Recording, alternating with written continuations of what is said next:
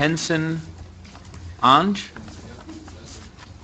followed by Justin Holstrom, Jason Tetlow, Thomas Philippides, number 659. Thank you. Please proceed. Yeah. My name is Henson Ong. Forgive me, English is not my first language. I am a legal immigrant, and I am an American by choice.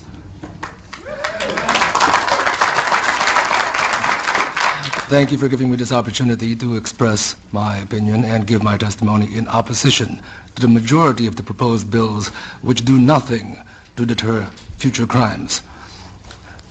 Gun control does not work.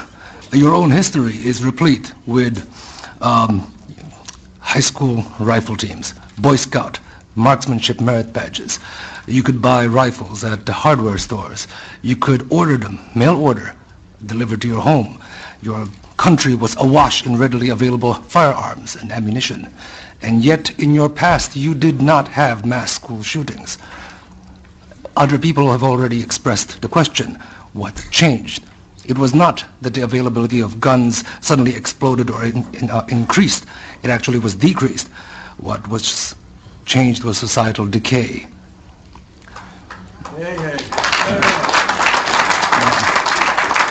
If gun control actually did work, Washington, D.C. and Chicago would be the safest cities in your nation, but it is not. They have the toughest gun laws and the highest crime and murder rates. Now, some people have asked and called the AR-15. They called the AR-15 a weapon of mass killing. Well, it turns out that there are a few government agencies which disagree with that characterization.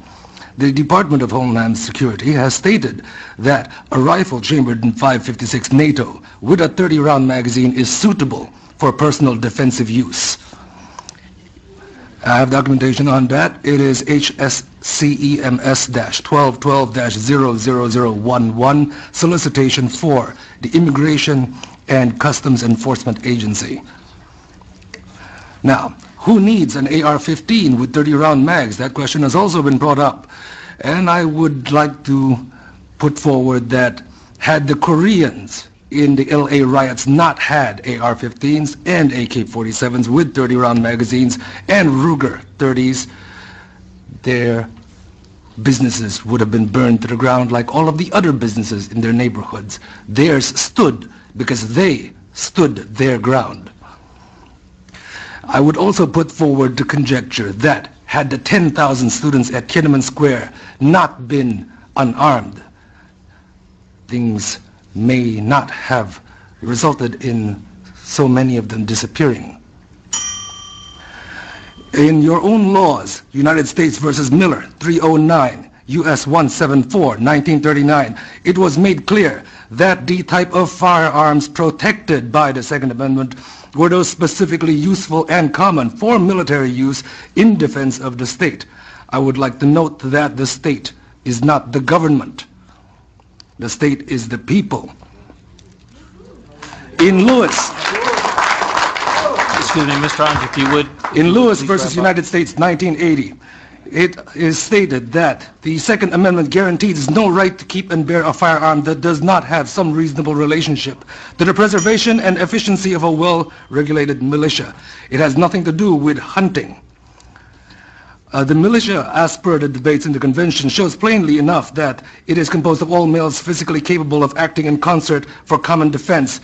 And further, that ordinarily, when called for service, these men were expected to appear bearing arms supplied by themselves and of a kind in common use at the time. The AR-15 is the most common and popular rifle in America at this time. Would you please wrap up? I will wrap up. I would like to wrap up with a statement from Judge Andrew Kozinski in Silveria vs. Lockyer, 2003. My excellent colleagues have forgotten these bitter lessons of history. The prospect of tyranny may not grab the headlines the way vivid stories of gun crime usually do, but few saw the Third Reich coming until it was too late. The Second Amendment is a doomsday provision, one designed only for those exceptionally rare circumstances when all other rights have failed. A free people can only afford to make this mistake once. Thank you.